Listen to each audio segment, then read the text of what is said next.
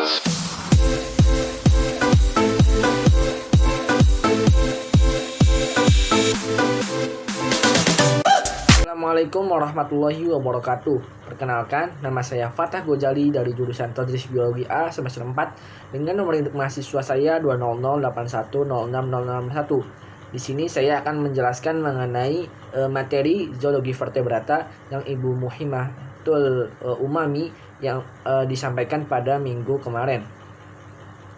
Nah, jadi kemarin itu membahas mengenai varian intrapopulasi. Nah, apa sih varian intrapopulasi itu? Varian intrapopulasi itu artinya keberagaman dalam suatu populasi. Nah, sebelum saya menjelaskan lebih lanjut, kita harus mengetahui beberapa istilah berikut, yaitu yang pertama ada pena. Pena itu berarti karakteristik atau bentuk morfologi dari suatu spesies.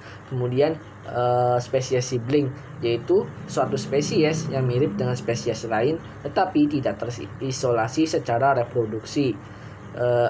Kemudian ada kata genpool yang berarti kumpulan alel unik pada suatu populasi. Lalu selanjutnya ada gynandromops, yaitu merupakan individu yang memiliki karakteristik jantan dan juga betina. Nah, setiap populasi pada hewan ini memiliki pena yang berbeda-beda. Contohnya seksual dimorfisme yang berarti karakteristik morfologi spesies jantan dan betinanya itu berbeda-beda. Kemudian ada pena variasi musiman, yaitu karakteristik morfologi spesies yang berbeda-beda tergantung pada musim. Kemudian ada pena variasi umur, yaitu proses perkembangan umur juga mempengaruhi perbedaan karakteristiknya. Kemudian ada polymorphisme, yaitu organisme yang memiliki banyak bentuk serta tahapan. Nah, jika terdapat pena yang mirip pada suatu spesies yang ditemukan pada alam bebas, terdapat dua kemungkinan. Yang pertama, berbeda spesies atau overpopulasi intraspesies. Jika terdapat pena yang mirip pada spesies yang ditemukan pada alam bebas, terdapat dua kemungkinan, yaitu berbeda spesies atau variasi intraspesies. Nah, terdapat keempat kemungkinan ketika mengamati suatu spesies dalam satu lokasi atau habitat, yaitu ketika morfologinya mirip tetapi tidak isolasi reproduksi, kemungkinan beda spesies walaupun penanya tersebut atau morfologi tersebut itu mirip.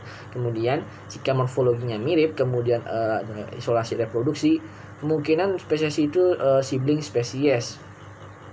Nah, lalu jika morfologinya beda tetapi tidak isolasi reproduksi, kemungkinan spesies itu kemungkinan dari spesies yang sama walaupun penanya atau bentuk morfologinya itu berbeda.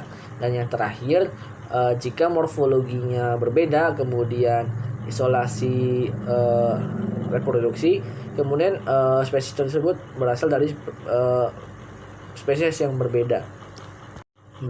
Baik, saya jelaskan kembali. Jadi variasi intraspopulasi ini adalah keanekaragaman baik bersifat morfologi maupun genetik yang dimiliki oleh suatu spesies dalam suatu populasi. Nah, ada dua penyebab terjadinya variasi, yaitu yang pertama ada variasi genetik dan variasi non genetik.